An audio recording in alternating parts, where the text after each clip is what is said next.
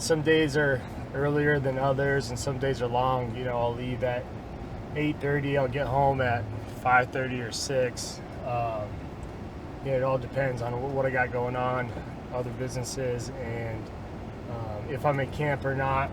If I need that, if my body's feeling beat down and I need that time to recover. So, you know, get up, and it's summertime right now, so the kids don't have school. But if they did have school, get up and get them all ready. You know, I have 3 of them. 2 of them go to the same school, 1 goes to preschool. Get them ready, the fed, dressed, out the door to school, you know, and then I go train. And like I said, I have some time in the middle of the day. That's either working on the other businesses, or one day I do some recovery stuff. On Fridays, we kind of do a half day.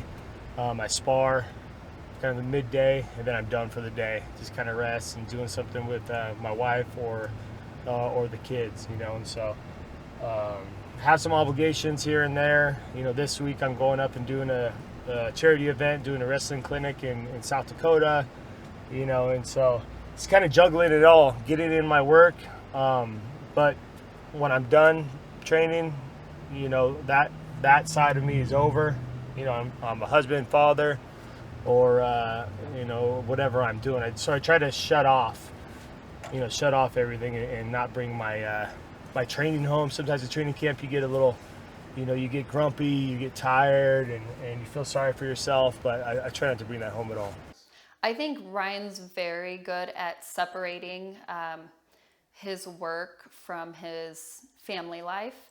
And if he had to carry that home with him from the gym and think about his training and think about what he could have done better at the gym that day, or if he has to think about his next opponent or things like that, that would, I think, drive him crazy, and that wouldn't let him be at peace mentally. I think he needs to come home and forget about, you know, what he's doing for a while. And I think that's it's a good break for him. And you know, he comes home, it's chaotic at the house. The kids are screaming, fighting, you know, playing, jumping on the couch. But I think it's a good separation that just lets him forget all of that, and, you know, lets him be a little bit more playful. Because when he's at the gym, I rarely go and watch him train, but it's not, you know, they're having fun in between rounds, but it's not a playful job. So I think it's good when he comes home and he shuts it all down, and he's husband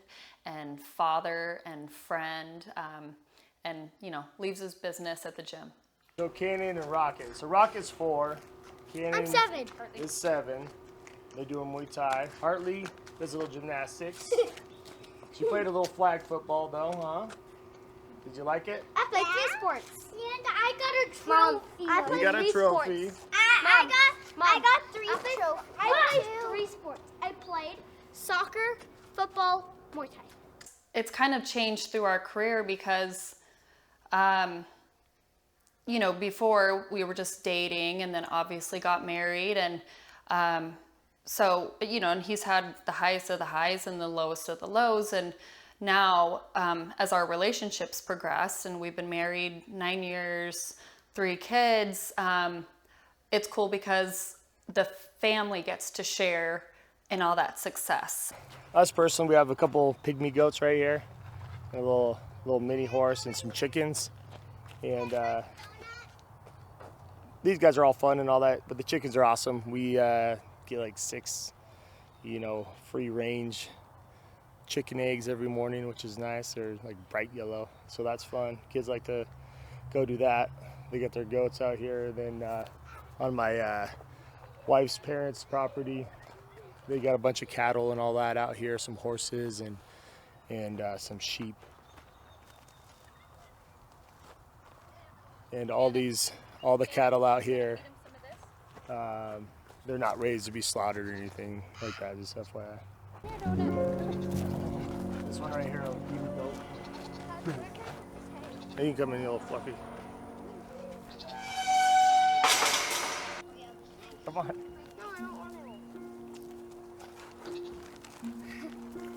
Soon will rise a storm. Luna! will burst into our own.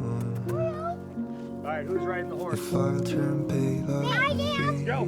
I want to. Come over here. I want to. Can you get me off? Daddy. when it comes to an end, will my love be like summer to bring life through my hand to the hills, to the rest of us. To be here, and then I'm gonna try to get on. our favorite thing is start a fire on the back porch, you know, and we have a little seating area to sit there. You don't need the TV on or anything, and you know, just bring it down, you know, relax. So and they're always going a million miles an hour, so if we're not training or if we're not doing other stuff, we're with them and they're going hard, you know, and so we get them to kind of sit down, relax a little bit.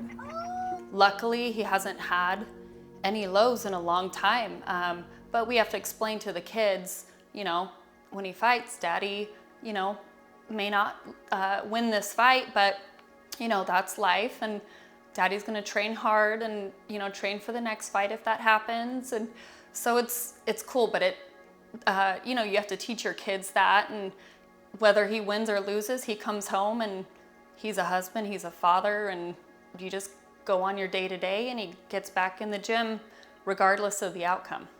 I'm a competitor, so I think I can beat everyone. I think I can go beat DC and everybody else in the UFC right now. And I'm in the right mind space and place in my life to do that, you know, but I don't think there's gonna be regrets. You know, I came over here knowing what I was gonna do. When I left UFC, went over to Bellator, and, you know, I got to fight for the title in Madison Square Garden against one of the best guys in the world, my first fight, then move up to heavyweight and fight in a heavyweight Grand Prix tournament against some of the best heavyweights of all time, you know, and have fun doing it, you know, and bringing my coaching staff, family, and friends along for the ride, you know. So when I look back as a competitor, you know, hell yeah, I would like every belt out there, and I think I can beat anybody and everybody, you know. But will there be regrets? Not at all. It's like a happy person wants 10,000 things. A sick person just wants one thing, right? So it's your unlimited desires that are clouding your peace, your happiness. Have desires. You're a biological creature that stands up and says, I can do something. I move, I resist, I live. But just be very careful of your desires. And this is the oldest, most trite wisdom. Desire is suffering. That's what it means, right? Every desire you have is an access where you will suffer. So just don't focus on more than one desire at a time. The universe is rigged in such a way that if you just want one thing and you focus on that, you'll get it. But everything else, you gotta let go.